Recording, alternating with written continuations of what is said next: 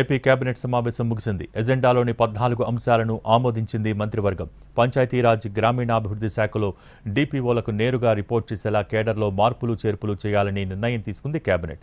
Cadre రేషనలైజేషన్పై ప్రభుత్వానికి ప్రతిపాదనలు సమర్పించింది పంచాయతీరాజ్ శాఖ.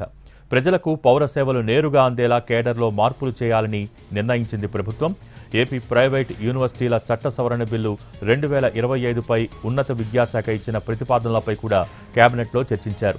2024-29 AP tourism land allotment policy ప్రతిపాదనలకు మంత్రివర్గం ఆమోదం తెలిపింది.